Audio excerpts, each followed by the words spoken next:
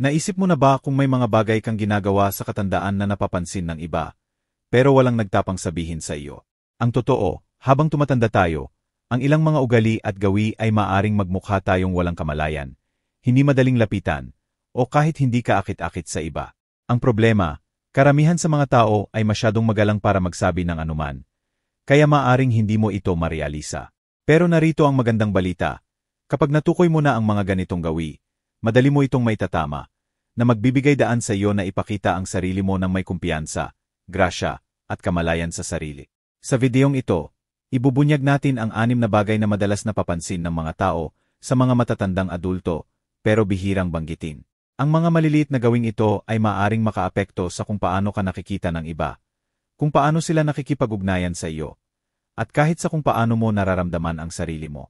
Ang pinakamagandang bahagi, lahat ng mga ito ay naaayos. Sa pamamagitan ng ilang simpleng pagbabago, mapapanatili mo ang malakas na presensya, manatiling aktibo sa lipunan, at maramdaman ang iyong pinakamahusay na anyo sa anumang edad. Manatili sa akin hanggang sa dulo, dahil kapag natukoy mo na ang mga palatandaang ito, hindi mo na muling titingnan ang pagtanda sa parehong paraan. Hindi lamang makakakuha ka ng pananaw sa kung paano ka nakikita ng iba, kundi matututo ka rin ng madaling paraan para manatiling matalas, nakaistilo, at respetado habang tumatanda. Simulan na natin. Numero 1. Pagpapabaya sa personal na pag-aayos. Isa sa mga unang bagay na napapansin ng mga tao, pero bihirang banggitin ay kapag tumigil ang isang tao sa pag-aalaga ng kanilang personal na pag-aayos. Habang tumatanda, madaling makaligtaan ang maliliit na detalye tulad ng pagputol ng kuko, pagpapanatili ng maayos na buhok, o pagdiyak na sariwa at malinis ang damit. Ang problema, ang mga maliliit na bagay na ito ay nagtitipon at maaring magmukha kang mas matanda, pagod, o hindi gaanong madaling lapitan. Halimbawa, si Walter, isang 82 taong gulang na lalaki na kilala sa kanyang maayos na itsura. Pero sa paglipas ng panahon, tumigil siya sa pag-aayos ng kanyang kilay, hinayaan niya magulo ang kanyang buhok, at nagsimula magsuot ng parehong lumang damit araw-araw. Napansin ito ng kanyang pamilya, napansin ng kanyang mga kapitbahay, pero walang nagsalita. Hanggang sa isang araw, napatingin siya sa salamin at napansin kung gaano na siya nagbago. Nagdesisyon siyang magpagupit, mag-ahit, at mag-update ng kanyang wardrobe. Halos agad-agad, naramdaman niyang mas maayos siya, tumayo ng mas matuwid, at napansin na mas positibo ang reaksyon ng mga tao sa kanya. Ang katotohanan, kapag napapabayaan ang pag-aayos, hindi lang ito tungkol sa itsura, tungkol ito sa kung paano nakikita ng mga tao ang iyong enerhiya at kumpiyansa. Ipinapakita ng mga pag-aaral na kapag maayos ang pag-aayos ng isang tao, iba ang kanilang pagdadala sa sarili, na nagmumukha silang mas aktibo at masigla. Ang hindi maayos na buhok, labis na kuko, at kahit ang pagpapabaya sa pangangalaga sa balat ay maaring magmukha kang mas matanda at mas nakahiwalay kaysa sa tunay na ikaw. Ano ang maaari mong gawin? Panatilihin itong simple, regular na pagpapagupit, pagputol ng kuko, at malinis at akmang damit ay malaki ang magagawa sa kung paano mo ipinapakita ang sarili mo. Kung hindi prioridad ang pangangalaga sa balat, ang simpleng moisturizer at lip balm ay maaring maiwasan ang tuyo at magaspang na balat, na tumutulong sa iyo na magmukha at maging mas refreshed. Kung may balbas ka, ang pagpapanatiling maayos nito ay agad na nagdadagdag sa isang makintab na hitsura. Hindi mo kailangang gumugol ng oras sa harap ng salamin. Ang kaunting pansin lamang sa personal na pag-aayos ay makakatulong sa iyo na magmukhang mas malusog, maging mas kumpiyansa, at matiyak na ikaw ang gumagawa ng pinakamagandang impresyon. Numero 2. Masyadong malakas ang pagsasalita o pag-abala sa usapan. Isang karaniwan pero madalas na hindi binabanggit na issue na nangyayari sa pagtanda ay ang pagbabago sa paraan ng komunikasyon. Maraming matatandang adulto ang nagsisimulang magsalita ng mas malakas kaysa sa kanilang napapansin. Minsan umaabala sa usapan o dinodomina ang talakayan ng hindi sinasadya. Kadalasan, nangyayari ito dahil sa unti-unting pagkawala ng pandinig, na nagpapahirap sa paghusga ng lakas ng boses. Ang mahirap na bahagi, karamihan sa mga tao ay hindi magsasabi nito. Isa ito sa mga bagay na hinintay nila pero talagang napapansin. Halimbawa, si George, isang 77 taong gulang na mahilig makisalamuha sa mga kaibigan at pamilya. Sa paglipas ng panahon, nagsimula siyang magsalita ng mas malakas. Minsan pinuputol ang mga tao sa kalagitnaan ng kanilang sinasabi nang hindi napapansin. Napansin ito ng kanyang pamilya, napansin ng kanyang mga kaibigan, pero walang gustong mapahiya siya. Isang araw sa isang hapunan, napansin niyang bahagyang umiiwas ang mga tao kapag siya ang nagsasalita. Doon niya napagtanto na masyado nang malakas ang kanyang boses kaysa sa inaakala niya. Pagkatapos magpa-check ng pandinig at sinadyang ibaba ang kanyang boses, napansin niya ang isang kagiliw-giliw na bagay. Naging mas maayos ang mga usapan at mas komportable ang mga tao sa kanya. Ang katotohanan, ang paggawala ng pandinig ay nangyayari ng dahan-dahan. At maraming tao ang hindi napapansin na naapektuhan nito ang kanilang pagsasalita. Pero kapag ang isang tao ay nagsasalita ng mas malakas, madalas umaabala, o masyadong nagpapataas ng boses, maaring magmukha itong agresibo o dismissive. Ang mga usapan ay dapat maging balanseng palitan, hindi kompetisyon para sa oras ng pagsasalita. Ano ang maaari mong gawin? Una, bigyang pansin kung paano tumutugon ang iba kapag nagsasalita ka. Kung napapansin mong umiiwas ang mga tao, ibinababa ang kanilang boses, o nahihiya pang makasingit, maaring oras na para ayusin ang iyong lakas ng boses. Kung pinaghihinalaan mong may pagkawala ng pandinig, ang isang simpleng pagsusuri sa pandinig ay makakatulong sa iyo na maibalik ang mas mahusay na kontrol sa iyong pagsasalita. Gayon din, ang pagsisikap na huminto, makinig, at hayaang matapos ng iba ang kanilang sinasabi, ay maaring gawing mas natural at nakakaengganyo ang mga usapan. Ang pagsasalita sa natural na lakas at pagbibigay ng espasyo, para sa tunay na palitan ng ideya, ay nagpapaganda ng mga pakikipag-ugnayan sa lipunan para sa lahat. At ang pinakamagandang bahagi, kapag nakikipag-usap ka ng may kamalayan at kumpiyansa, mas gugustuhin ng mga tao na makipag-usap sa iyo, hindi mas kaunti. Kung nanonood ka pa rin ng videong ito at natutunan mo ang mga pananaw na ito, mangyaring magkomento ng numero 2 sa ibaba para ipaalam sa akin na narito ka. At kung hindi ka pa nakasubscribe, inirerekomenda ko na mag-subscribe ka at i-on ang bell para hindi mo makaligtaan ang anumang video. Ang iyong suporta ay tumutulong sa amin na magpatuloy sa paglikha ng magandang nilalaman para magbigay liwanag at magbigay inspirasyon sa iyo. Ngayon, magpatuloy tayo. Numero 3. Pagsusuot ng luma o hindi kagayak na damit. Isa sa mga pinakamadaling makaligtaan habang tumatanda ay ang damit. Maraming matatandang adulto ang nananatili sa parehong mga damit sa loob ng dekada. Alinman dahil komportable ang mga ito, pamilyar, o dahil hindi na nila inuuna ang fashion tulad ng dati. Ang problema, ang mga damit ay nagpapadala ng mensahe. Napapansin man natin o hindi. Ang pagsusuot ng kupas, lumuwag, o luma ng damit ay maaring magmukha kang mas matanda at hindi gaanong maayos. Kahit na maganda ang pakiramdam mo sa loob. Halimbawa, si Harold, isang 80 taong gulang na lalaki na palaging ipinagmamalaki ang kanyang estilo. Pero sa paglipas ng panahon, tumigil siya sa pagbibigay pansin sa kanyang isinusuot. Umaasa sa mga lumang maluwag na damit na nawala na ang hugis. Napansin ito ng kanyang pamilya, napansin ng kanyang mga kaibigan, pero walang nagsalita. Isang araw, nagsuot siya ng maayos na button-down shirt at bagong pares ng pantalon. At may nagbago, pinuri siya ng mga tao, naramdaman niya mas matalas siya, at kahit na tumayo siyang mas matuwid. Hindi niya kailangang magbago ng malaki. Pero ang maliliit na pag-update ay gumawa ng malaking pagkakaiba. Ang katotohanan, ang damit ay nakakaapekto sa kung paano ka nakikita ng iba. Ipinapakita ng mga pag-aaral na iniugnay ng mga tao ang maayos na damit sa kumpiyansa at enerhiya, habang ang maluwag at pagod na damit ay maaring magbigay ng impresyon ng kapabayaan o disengagement. Hindi ito nangangahulugan na kailangan mong habulin ang modernong uso, pero ang malinis, maayos, at sinadyang hitsura ay maaring magmukha kang mas masigla at respetado. Ano ang maaari mong gawin? Magsimula ng maliit, ilang maingat na piniling damit, isang malinis na button-up shirt, maayos na pantalon, o isang nakaistilong jacket ay maaring agad na magpa-refresh ng iyong hitsura. Bigyang pansin ang mga kulay na bagay sa iyong balat at mga tela na komportable, pero may hugis pa rin. Kahit ang pag-update ng iyong sapatos at aksesoris tulad ng magandang relo o sinturon ay maaring magdulot ng pagkakaiba. Kung hindi ka sigurado kung saan magsisimula, ang paghingi ng payo mula sa isang nakaistilong kaibigan o salesperson ay makakatulong sa iyo na pumili ng mga opsyon na tama para sa iyo. Ang susi ay hindi ang magdamit tulad ng iba. Ito ay ang magsuot ng mga damit na bagay, mukhang sariwa, at nagbibigay sa iyo ng kumpiyansa. Kapag ginawa mo ito, hindi ka lang magmumukhang mas maayos, magiging mas maayos din ang pakiramdam mo, at mapapansin ito ng iba. Numero 4. Labis na pagreklamo o pagpuna.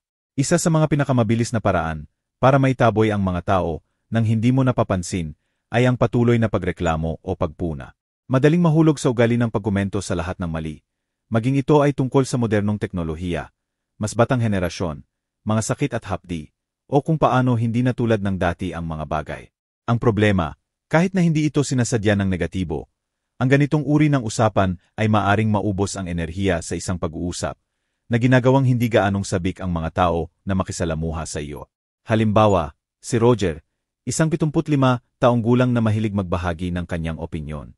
Noong una, ang kanyang mga komento ay maliliit lamang na obserbasyon, kung paano mas maganda ang mga bagay noon, kung paano hindi masyadong nagsisikap ang mga kabataan, o kung paano lahat ngayon ay nagmamadali. Pero sa paglipas ng panahon, nagsimulang hindi gaanong makipag-ugnayan sa kanya ang kanyang pamilya at mga kaibigan. Mahal pa rin nila siya, pero napansin nila na iniiwasan nila ang mahabang usapan dahil alam nilang magiging listahan ng mga reklamo ang maririnig nila. Isang araw, sinabi ng kanyang apo, "Lolo, may gusto ka pa ba ngayon?" Malakas ang naging epekto nito sa kanya. Napagtanto niyang tumigil na siya sa pagtuon sa magagandang bagay sa buhay. Ang katotohanan, ang negatibong enerhiya ay nakakahawa. Kapag patuloy nating ipinapahayag ang pagkabigo, kahit sa maliliit na dosis, binabago nito ang mood ng mga nasa paligid natin. Ginagawa nitong mabigat ang mga pakikipag-ugnayan. At natural na hinintay ng mga tao ang positibong enerhiya sa halip. Hindi ito nangangahulugan na kailangan mong magpanggap na perpekto ang lahat. Pero ang pagbabalanse ng mga reklamo sa isang bagay na positibo, puno ng pag-asa, o magaan ay maaring panatilihing masaya ang mga usapan. Ano ang maaari mong gawin? Magsanay ng kamalayan. Bigyang pansin kung gaano kadalas mo inilalabas ang mga reklamo o kritika sa mga usapan. Kung napansin mong madalas itong nangyayari, hamunin ang sarili mong baguhin ang focus. Sa halip na sabihin, mas maganda ang lahat noong araw ko, subukang sabihin, iba ang mga bagay noong araw ko. Pero kuryoso ako kung paano gumagana ang bagong paraan na ito. Sa halip na tumuon sa kung ano ang mali, maghanap ng isang bagay na kawili-wili o nakakatawa sa bawat sitwasyon. Tinatamasa ng mga tao ang pagiging kasama ng mga nagpapaganda ng kanilang pakiramdam, nagbibigay inspirasyon, o nakakaengganyo sa makabuluhang paraan. Ang susi ay hindi ang sugpuin ang iyong mga iniisip. Ito ay ang lumikha ng balanse sa pagitan ng mga alalahanin at pagpapahalaga. Kapag ginawa mo ito, hindi lang mas magugustuhan ng mga tao ang pakikipag-usap sa iyo. Hahanapin ka pa nila dahil ang iyong presensya ay nakapagpapasigla sa halip na nakakaubos. Kung nanonood ka pa rin ng videong ito at natutunan mo ang mga funksyon na ito, mangyaring magkomento ng numero 4 sa ibaba para ipaalam sa akin na narito ka. At kung hindi ka pa nakasubscribe, inirerekomenda ko na mag-subscribe ka at i-on ang bell para hindi mo makaligtaan ang anumang video. Ang iyong suporta ay tumutulong sa amin na magpatuloy sa paglikha ng magandang nilalaman para magbigay liwanag at magbigay inspirasyon sa iyo. Ngayon, magpatuloy tayo. Numero 5. Pagpapabaya sa postura at wika ng katawan. Isa sa mga pinakasubtol, pero kapansin-pansin na palatandaan ng pagtanda, ay ang paraan ng pagdadala mo sa sarili mo. Sa paglipas ng panahon, madaling magkaroon ng ugali ng pagyuko, paglalakad ng padaskol, o pagpapanatili ng saradong postura. Ang problema, hindi lang naririnig ng mga tao ang sinasabi mo. Binabasa rin nila ang iyong wika ng katawan, at malaki ang papel ng postura dito. Ang pagyuko, mabagal na paggalaw, o pag-iwas sa eye contact ay maaring magmukha kang mahina, hindi aktibo, o kulang sa kumpiyansa, kahit hindi iyon ang nararamdaman mo sa loob. Halimbawa, si Eleanor, isang 83 taong gulang na laging aktibo. Pero napansin niya na nag-alok ng dagdag na tulong ang mga tao kahit hindi niya kailangan. Inakala ng mga estranghero na mas mahina siya kaysa sa tunay na siya, at tinuring siya ng mga miyembro na pamilya bilang marupok. Hindi niya naintindihan kung bakit hanggang sa makita niya ang isang larawan ng kanyang sarili na nakatayo na may bilog na balikat, nakakrus ang mga braso, at bahagyang nakayuko. Doon niya napagtanto na ang kanyang wika ng katawan ay nagpapadala ng maling mensahe. Pagkatapos sinadyang tumuon sa pagtayo ng mas matuwid, paglalakad ng may layunin, at pagpapanatili ng eye contact, nagsimulang iba ang pagtrato sa kanya ng mga tao, higit bilang pantay at hindi bilang isang nangangailangan ng tulong. Ang katotohanan, nakakaapekto ang postura sa persepsyon. Ipinapakita ng mga pag-aaral na ang mga taong may malakas na postura at bukas na wika ng katawan ay nagmumukhang mas kumpiyansa, masigla, at kahit mas bata kaysa sa mga hindi. Ang pagyuko ay nagmumukha kang mas pagod, habang ang pagtayo ng matuwid ay nagpapahiwatig ng lakas at sigla. Kahit ang simpleng pagpapanatiling nakikita ang iyong mga kamay sa halip na ikrus ang mga braso, ay maaring magdulot ng pagkakaiba sa kung gaano kakaengganyo sa mga usapan. Ano ang maaari mong gawin? Magsimula ng maliit, bigyang pansin ang iyong postura kapag nakaupo, nakatayo, o naglalakad. Isang simpleng trick. Isipin na may sinulid na humihila sa iyo mula sa tuktok ng iyong ulo, na natural na nagtutuwid sa iyong gulugod ng hindi pinipilit. Kapag naglalakad, iangat ang iyong mga paa ng buo mula sa lupa. Iniiwasan ang karaniwang ugali ng paglalakad ng padaskol. Sa usapan, harapin ang mga tao ng direkta, panatilihin ang komportableng eye contact, at gumamit ng maliliit na galaw ng kamay para panatilihing dinamiko ang pakikipag-ugnayan. Ang paan ng pagdadala mo sa sarili mo ay nakakaapekto sa kung paano ka nakikita ng mga tao.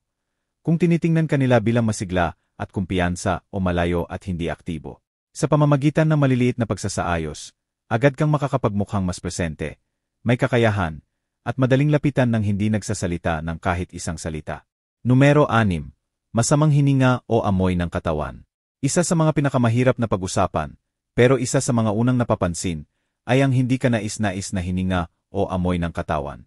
Ang katotohanan, habang tumatanda tayo, humihina ang ating pang-amoy, na nangangahulugang maaring hindi natin mapansin ang mga pagbabago sa ating sariling amoy. Ang ilang mga gamot, pagbili ng pagkain, at kahit ang pag-aalis ng tubig ay maaring mag-ambag sa isyung ito. Pero karamihan sa mga tao ay hindi kailanman magbabanggit nito. Sa halip, pananatilihin nila ang kanilang distansya o maghahanap ng banayad na paraan para paikliin ang mga usapan. Halimbawa, si Frank, isang 78 taong gulang na laging sentro ng kasiyahan. Mahilig siyang makipagkwentuhan sa mga lumang kaibigan.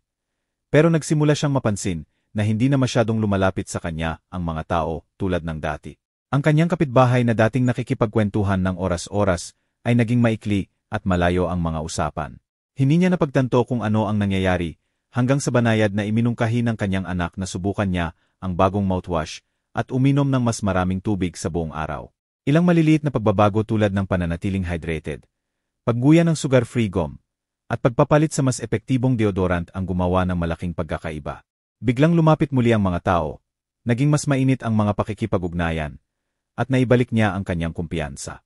Ang katotohanan, ang tuyong bibig ay isa sa mga pangunahing sanhi ng masamang hininga, at nagiging mas karaniwan ito habang tumatanda. Kapag hindi sapat ang laway na ginagawa ng bibig, mas mabilis na naipon ang bakterya, na humahantong sa patuloy na amoy. Katulad nito, ang mga pagbabago sa dieta, panunaw, at metabolismo ay maaring magdulot ng pagbabago sa amoy ng katawan sa paglipas ng panahon. Kahit ang simpleng pagsusuot ng parehong damit ng masyadong maraming beses, bago labhan, ay maaring magkaroon ng epekto. Ano ang maaari mong gawin? Manatiling maaga rito, ang pag-inom ng maraming tubig sa buong araw ay pumipigil sa tuyong bibig. At ang pagguya ng sugar-free gum o pagsipsip ng mint ay makakatulong na pasiglahin ang produksyon ng laway. Ang paggamit ng alcohol-free mouthwash ay nagpapanatiling sariwa ang hininga nang hindi natutuyo ang bibig. Para sa amoy ng katawan, ang pagsusuot ng breathable na tela, regular na pagligo, at pagpapalit-palit ng iba't ibang deodorant ay makakatulong na maalis ang mga natitirang amoy. At huwag kalimutan, ang madalas na paglalaban ng damit, bedsheets, at kahit na mga sombrero o scarf ay gumagawa ng mas malaking pagkakaiba kaysa sa inaakala mo. Ang pangunahing aral, ang mabuting kalinisan ay hindi lang tungkol sa pakiramdam na malinis. Tungkol ito sa kung paano nakikita ng iba ang iyong presensya. Ang ilang maliliit na pagsasaayos ay maaring matiyak na kapag pumasok ka sa isang silid, lumalapit ang mga tao sa halip na umatras. Kung nanonood ka pa rin ng videong ito at natutunan mo ang mga pananaw na ito, mangyaring magkomento ng numero 6 sa ibaba para ipaalam sa akin na narito ka. At kung hindi ka pa nakasubscribe, inirerekomenda ko na mag-subscribe ka at i-on ang bell para hindi mo makaligtaan ang anumang video. Ang iyong suporta ay tumutulong sa amin na magpatuloy sa paglikha ng magandang nilalaman para magbigay liwanag at magbigay inspirasyon sa iyo. Pangwakas na kaisipan. Ngayong na-explore natin ang 6 na hindi napapansin pero makapangyarihang mga ugali. Maglaan ng sandali para magmuni-muni. Ang paraan ng pagpapakita natin sa ating sarili, pakikipag-usap, at pagpapanatili ng ating pang-araw-araw na gawain ay nakakaapekto sa kung paano tayo nakikita ng iba, napapansin man natin ito o hindi. Pero narito ang pinakamagandang bahagi. Bawat isa sa mga ugaling ito ay naayos. Ang maliliit na pagbabago tulad ng pagbibigay pansin sa personal na pag-aayos, pagsasaayos ng pakikipag-ugnayan sa mga usapan, pag-update ng wardrobe, pagiging maingat sa negativity, pagpapabuti ng postura, at pagpapanatili ng kalinisan ay maaring gumawa ng malaking pagkakaiba sa kung paano natin nararamdaman at kung paano tumutugon ang iba sa atin. Marahil ay nakilala mo ang isa o dalawa sa mga ugaling ito sa iyong sarili. Tama lang yon. Ang susi ay hindi ang madismaya, kundi ang maging empowered. Ang katotohanan na narito ka, nanonood ng videong ito at iniisip ang mga bagay na ito, ay nangangahulugan na nagmamalasakit ka sa pananatiling matalas, kumpiyansa, at nakikibahagi sa mundo sa paligid mo. Ang pagtanda ay hindi nangangahulugang pagkawala ng iyong presensya o impluensya. Nangangahulugan ito ng pagpapino nito. Sa kaunting pagsisikap, maaari kang magpatuloy sa pag-utos ng respeto, pagpapanatili ng magagandang koneksyon sa lipunan, at maramdaman ang iyong pinakamahusay araw-araw. Salamat sa pagsali sa amin ngayon. Gusto naming marinig mula sa iyo. Mag-iwan ng komento sa ibaba at ibahagi ang isang bagay na natutunan mo ngayon at kung paano mo planong gamitin ito sa iyong buhay. Mahalaga sa amin ang iyong mga saloobin, kaya huwag mag-atubiling ibahagi ang mga ito. Ang pagbabasa ng iyong mga komento ay nagbibigay sa amin ng malaking motibasyon at inspirasyon. Kung nagustuhan mo ang videong ito at nakatulong ito, mangyaring i-like, mag-subscribe, at i-share. Ang iyong suporta ay tumutulong sa amin na magpatuloy sa paglikha ng magandang nilalaman para magbigay liwanag at magbigay inspirasyon sa iyo. Salamat sa panonood, at inaasahan naming makita ka sa susunod na video.